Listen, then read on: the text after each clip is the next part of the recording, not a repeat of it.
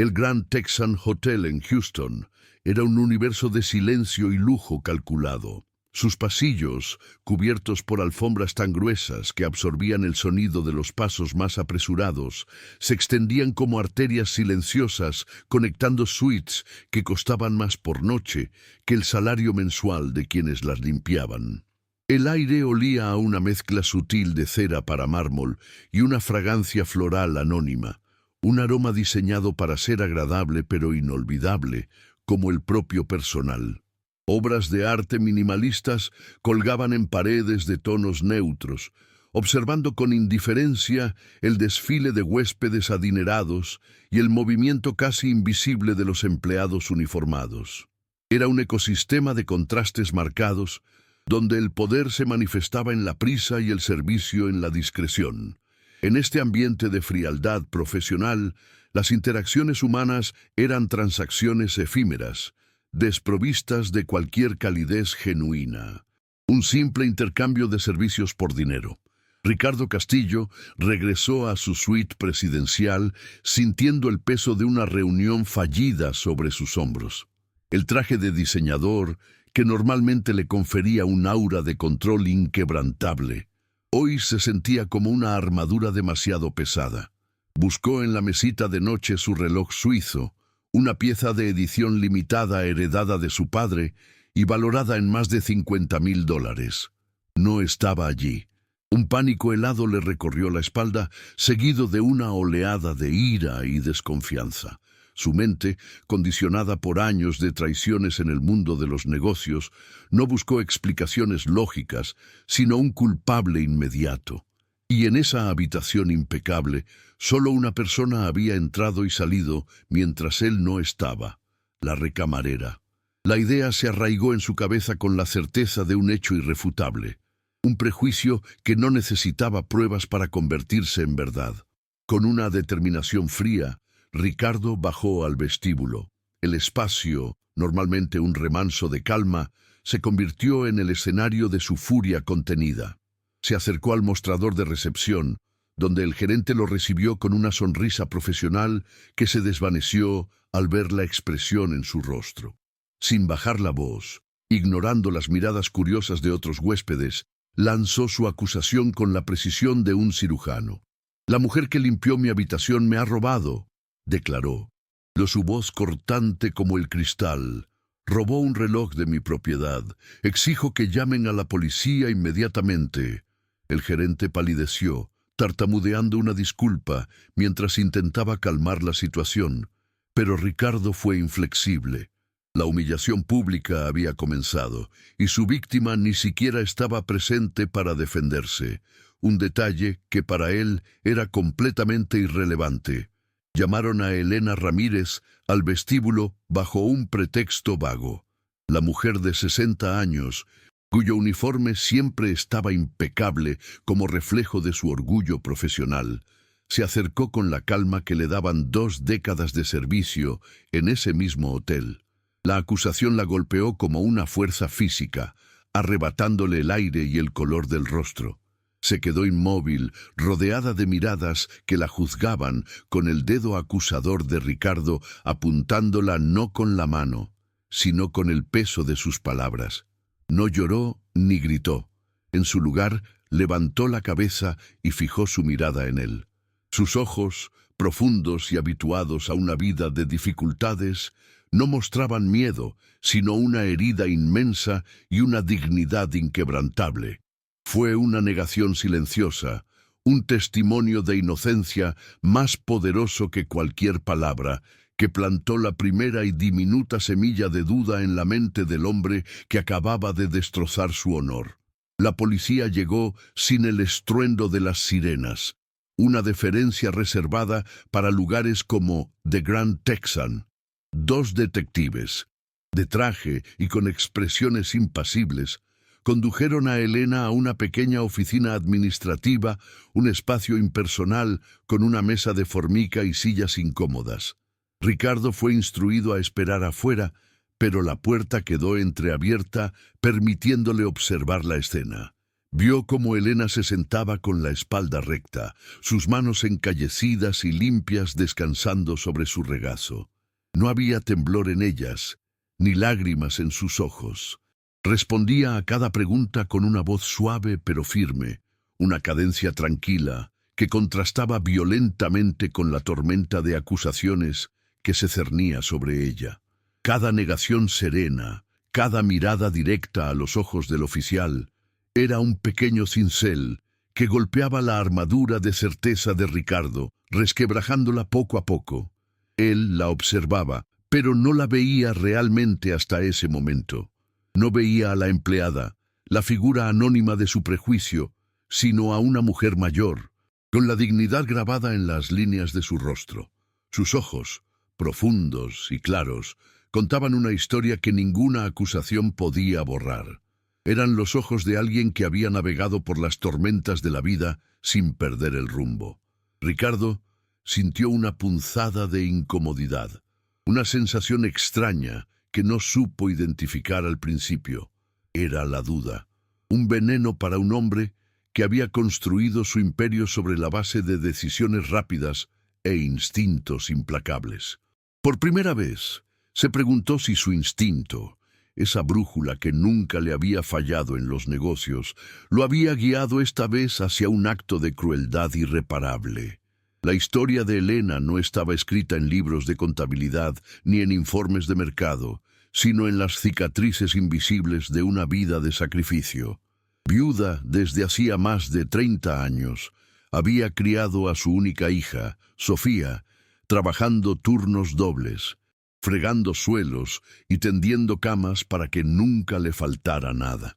Su pequeño apartamento, a una hora en autobús del hotel, era un santuario de orden y recuerdos. Las paredes estaban adornadas con fotos de su nieta, Lucía, desde su primer día de clases hasta su reciente graduación de la preparatoria. Cada dólar que Elena ganaba, más allá de lo necesario para subsistir, iba a un fondo para la Universidad de Lucía. Su mayor anhelo no era la riqueza material, sino ver a su nieta convertirse en abogada, una defensora de los que no tenían voz. Su honor era el pilar sobre el que se sostenía todo su mundo. En un barrio donde la desesperación a menudo empujaba a la gente por caminos oscuros, la reputación de Elena era un faro. Era la mujer a la que los vecinos le confiaban las llaves de sus casas, la que ayudaba a cuidar a los niños enfermos, la que siempre tenía una palabra de aliento. Su uniforme, siempre impecable, no era solo una prenda de trabajo, era el símbolo de su pacto con la decencia, una promesa silenciosa de que, sin importar las dificultades, nunca comprometería sus principios. Este era el tesoro que Ricardo Castillo, con su acusación precipitada, había intentado arrebatarle frente al mundo, un tesoro cuyo valor él era incapaz de comprender. Mientras tanto, en la mente de Ricardo, se reproducía una y otra vez el eco de una traición pasada. Años atrás, su socio más cercano, un hombre al que consideraba un hermano, había desfalcado su empresa, llevándola al borde de la quiebra. Aquella herida nunca sanó del todo. Se convirtió en un cinismo crónico, una creencia arraigada de que todo el mundo tenía un precio, de que la confianza era un lujo para los necios. Esa experiencia lo había endurecido, pero también lo había cegado. Veía el mundo a través de un filtro de desconfianza, esperando siempre lo peor de los demás para no volver a ser sorprendido. La cara de su ex socio se superponía ahora a la de Elena, y la confusión lo atormentaba. ¿Estaba castigando a esta mujer por un crimen que no cometió? ¿O estaba tratando de reescribir su propio pasado?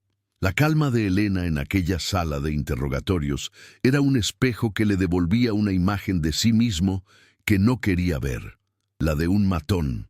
Un hombre poderoso abusando de su posición para aplastar a alguien vulnerable.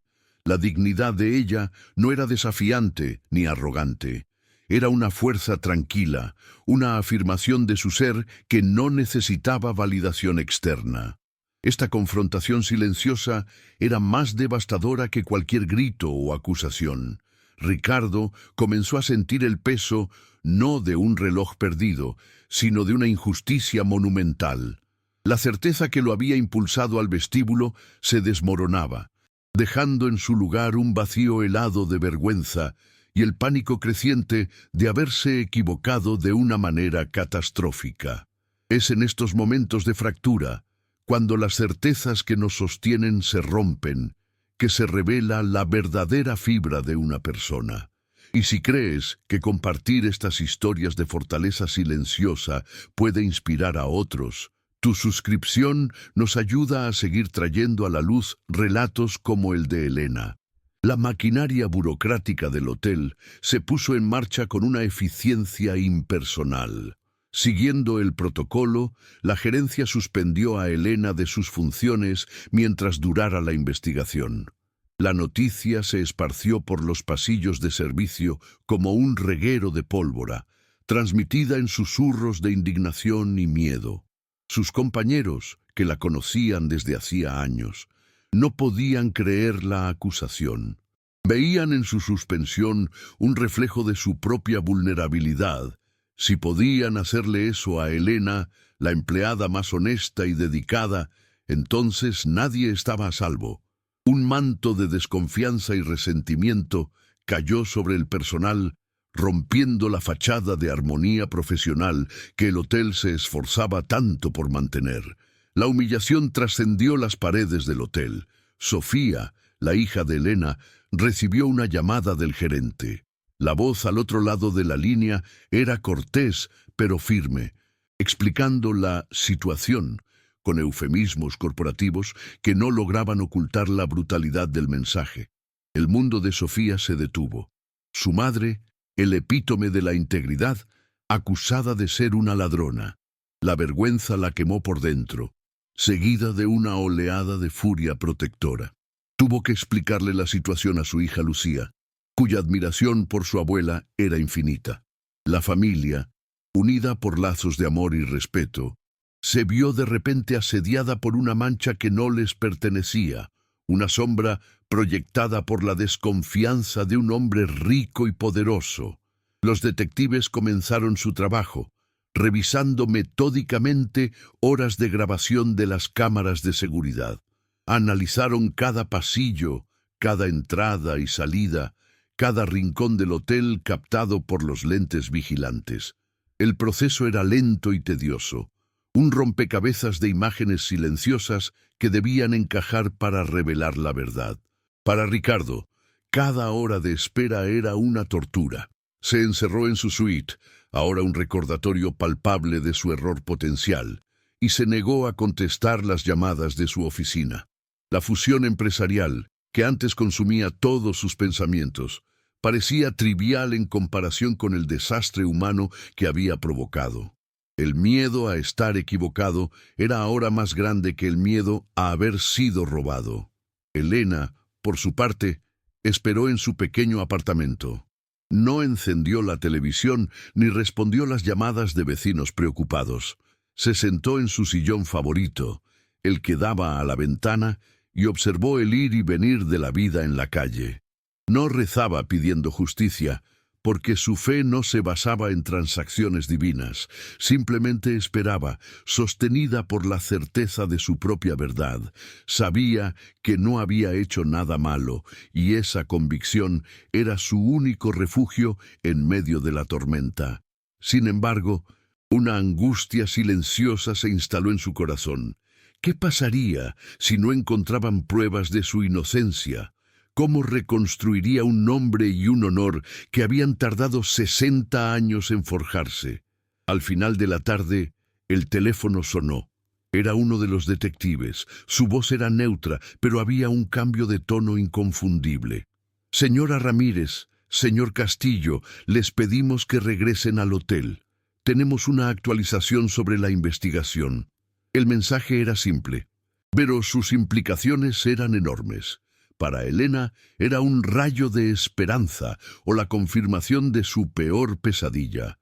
Para Ricardo era el momento del veredicto sobre su propio carácter. Ambos se dirigieron de nuevo hacia The Grand Texan, un lugar que para uno había sido su sustento y para el otro un simple telón de fondo para sus negocios, ahora convertido en el escenario donde la verdad finalmente saldría a la luz. La oficina del gerente se sentía más pequeña y sofocante que nunca. El aire estaba cargado con una tensión palpable, una mezcla del nerviosismo de Ricardo, la fatiga digna de Elena y la neutralidad profesional de los dos detectives. Uno de ellos colocó una tableta sobre la mesa de caoba pulida, su pantalla oscura, reflejando los rostros tensos de los presentes. Nadie hablaba. El silencio era un protagonista más en la escena, un pesado manto que amplificaba el sonido de un reloj de pared, marcando los segundos con una crueldad metódica. Ricardo mantenía la mandíbula apretada, un último vestigio de su habitual control, pero sus ojos no dejaban de moverse entre la tableta y el rostro impasible de Elena. Ella, por su parte, tenía la mirada fija en sus propias manos, entrelazadas sobre su regazo, esperando con la misma paciencia con la que había esperado toda su vida. El detective presionó la pantalla y el silencio se rompió por un instante. La primera imagen que apareció fue la de Ricardo saliendo del hotel esa misma mañana. La cámara de alta definición capturó cada detalle, incluyendo el inconfundible destello del oro y el acero en su muñeca izquierda. El detective hizo una pausa, permitiendo que la imagen se grabara en la mente de todos. Luego, la escena cambió a las grabaciones del restaurante donde Ricardo había almorzado. El video lo mostró claramente, sentado solo en una mesa junto a la ventana. Antes de levantarse para ir al baño, se quitó el reloj con un gesto casual, lo miró por un segundo y lo deslizó con cuidado dentro de un bolsillo lateral de su maletín de cuero. Cada movimiento era nítido, inequívoco, una verdad digital que desmantelaba la acusación pieza por pieza, dejando la ira de Ricardo expuesta como un acto de pura ficción. El reloj fue encontrado hace 20 minutos, dentro de un compartimento con cremallera en su maletín, señor Castillo, concluyó el detective con una voz monótona, desprovista de juicio. La tableta se apagó, devolviendo la habitación a una penumbra silenciosa. El rostro de Ricardo, antes una máscara de arrogancia, se desmoronó. El color huyó de sus mejillas, dejando una palidez cerosa que revelaba una vergüenza profunda y visceral.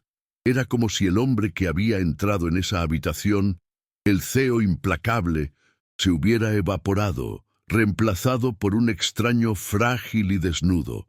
Elena levantó la vista por primera vez. Sus ojos no brillaban con triunfo, sino que estaban inundados por un dolor silencioso. Una lágrima solitaria, contenida durante horas, finalmente se deslizó por su mejilla, un río silencioso que llevaba el peso de la humillación sufrida. Con la voz rota, apenas un susurro, Ricardo se volvió hacia ella.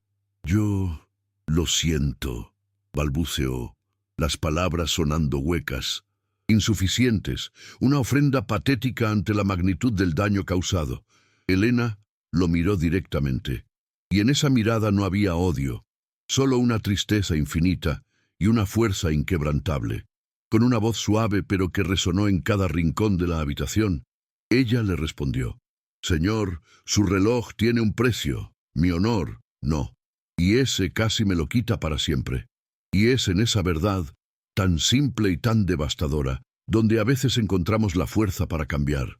Si estas historias de dignidad te conmueven, tu suscripción nos da la voz para seguir contándolas y asegurar que nunca se pierdan en el silencio. La frase de Elena no fue una acusación, fue una lección, la más dura que Ricardo había recibido en su vida. El impacto de sus palabras lo golpeó con la fuerza de un golpe físico, dejándolo sin aire. «Mi honor, no». La frase se repitió en su mente, un eco que demolía los cimientos de su mundo. Un mundo donde todo y todos tenían un precio. Por primera vez comprendió la naturaleza del tesoro que había intentado pisotear con su prejuicio.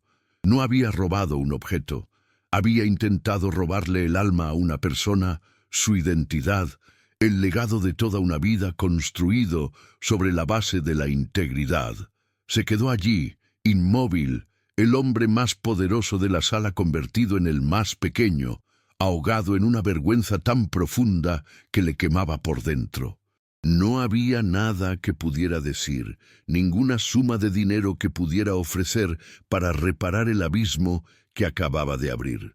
Solo quedaba el silencio y la mirada clara de una mujer que le había mostrado el verdadero significado de la riqueza.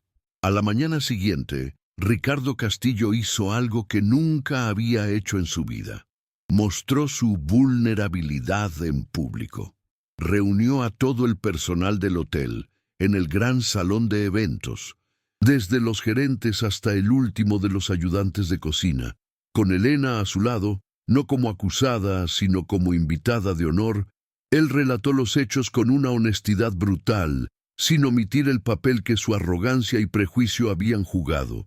Su disculpa no fue un susurro, sino una declaración clara y resonante que devolvió a Elena el honor que le había sido arrebatado. Luego, en un intento de enmendar su error con las herramientas que mejor conocía, le ofreció un cheque por $250,000. Elena, con la misma calma con la que enfrentó la acusación, lo rechazó con una suave sonrisa. «Gracias, señor Castillo», dijo, «pero como le dije, mi dignidad no tiene precio y no está en venta». Esa negativa fue la pieza final de su transformación. Ricardo comprendió que el dinero no podía suturar la herida que había abierto. Solo podía servir como un parche sobre una conciencia culpable.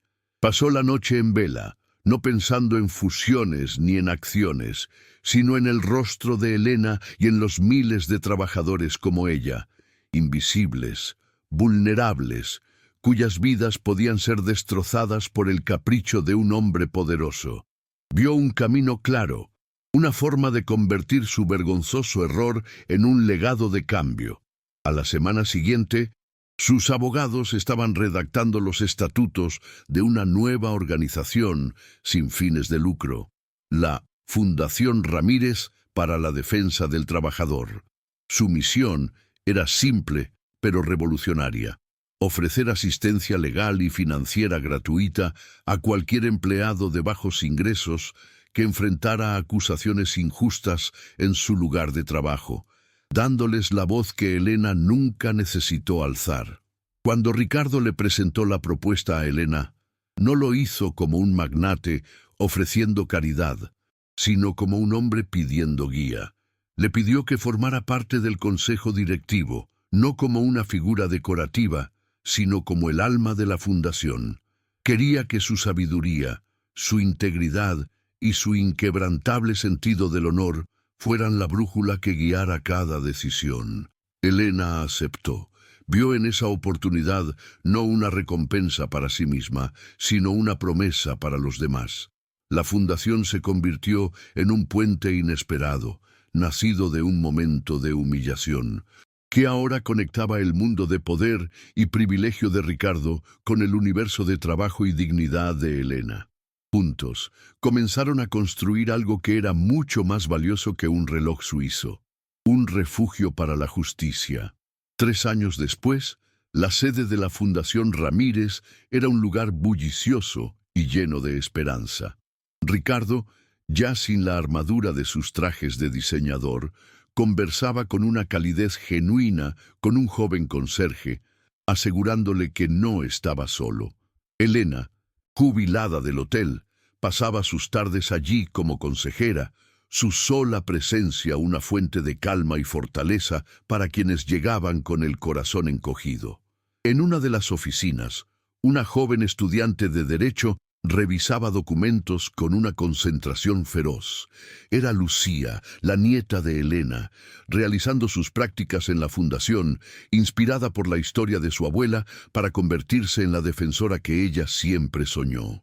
Relatos como este demuestran que de la injusticia más profunda puede nacer la bondad más transformadora Y si deseas que sigamos compartiendo estas luces de esperanza, tu apoyo al suscribirte nos permite continuar.